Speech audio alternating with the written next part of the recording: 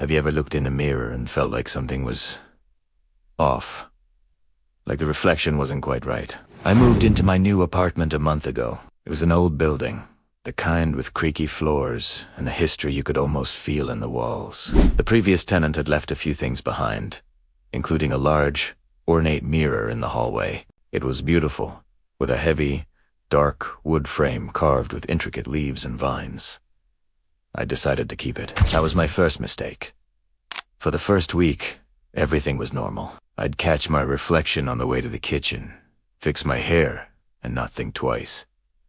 But then, subtle things started to happen. I'd walk past, and out of the corner of my eye, the room in the mirror seemed to different. The chair would be slightly askew. A book on the table would be closed when I was sure I had left it open. I brushed it off as my mind playing tricks on me. The stress of unpacking, but the feeling of unease grew. One evening, I was walking down the hall when I stopped dead. In the reflection, the door to my bedroom, which was right behind me and wide open, was closed. You spun around. The door was still open. I turned back to the mirror, my heart hammering against my ribs. The reflection showed the door was firmly shut. I slowly backed away, my eyes locked on the glass. I didn't sleep in my bedroom that night. The next day, I decided to test it. I placed a bright red coffee mug on the small table in the hallway, directly in front of the mirror. I took a photo with my phone. The mug was there, plain as day.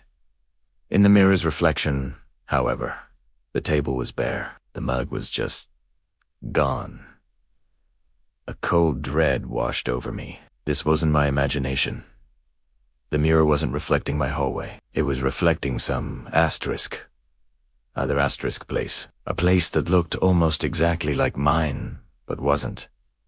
My curiosity, morbid as it was, got the better of me. I started spending hours just watching the mirror, documenting the differences.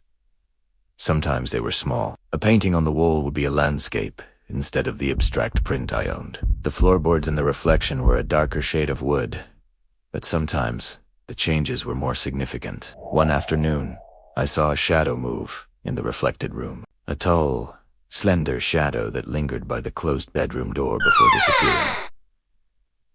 There was no one else in my apartment. I should have gotten rid of the mirror then, smashed it, thrown it out, anything. But I was captivated. It was like a window into a parallel world. A silent, unsettling twin of my own home. I started leaving notes on the table, sticky notes with simple questions like hello or who are you. The notes, of course, never appeared in the reflection. The table in the other room remained empty. The real terror began last Tuesday. I was working late on my laptop in the living room. It was nearly midnight when I got up to get a glass of water. As I passed the hallway, I glanced at the mirror, and my blood ran cold. In the reflection, sitting on my couch in the living room, was a figure. It was too dark to make out any features, just a dark shape where I should have been sitting. But the most terrifying part, in the reflection, my laptop screen was glowing, illuminating the faint outline of a face looking directly back at me. Directly at the hallway, directly at the mirror. I scrambled back into the living room, my heart trying to beat its way out of my chest. My spot on the couch was empty. The apartment was silent. I crept back to the hallway, peering around the corner. The reflection was normal again. The couch was empty. My laptop was dark. Was I losing my mind? Had I finally snapped from the stress and the isolation? For 2 days, I avoided the hallway completely, taking the long way around through the dining area. But the silence was worse than not knowing. Last night, I couldn't take it anymore.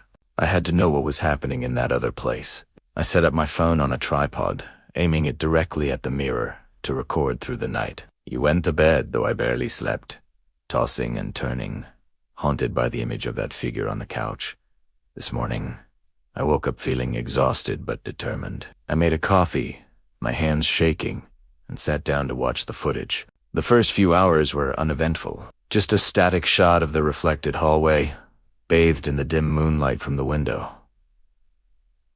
Then, around 3:15 a.m., it happened. A light flickered on in the reflected living room. Not the lamp I owned, but a dim, sickly yellow light. Then, a figure slowly walked into view from the direction of the living room. It was tall and gaunt, moving with a jerky, unnatural gait. It stopped directly in front of the mirror. It was just a silhouette, but I could feel its presence, even through the screen. It stood there, perfectly still, for what felt like an eternity.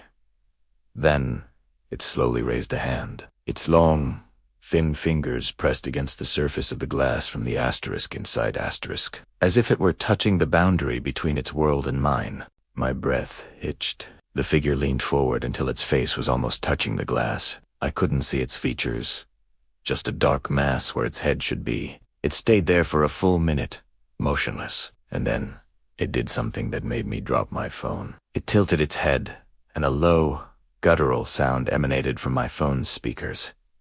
It wasn't a word. It was a scraping, dragging noise, like stone grinding on stone. But it felt like a voice, and it felt like it was saying my name. Then, the video cut out. The battery had died. I'm sitting here now, in the daylight, but the sun brings no comfort. The mirror is down the hole.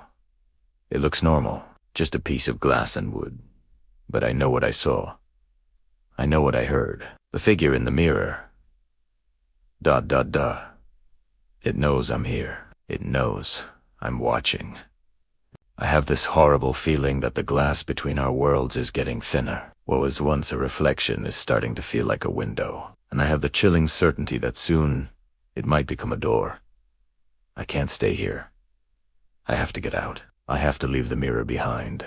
But a part of me is terrified that it's already too late. That when I look in the next mirror, any mirror, I won't see my own reflection. I'll see it, waiting for me. Thanks for tuning in to this chilling tale. If stories that make you check over your shoulder are your thing, make sure to hit that like button and subscribe for more unsettling content. Stay safe, and maybe avoid old mirrors. I'll see you in the next video.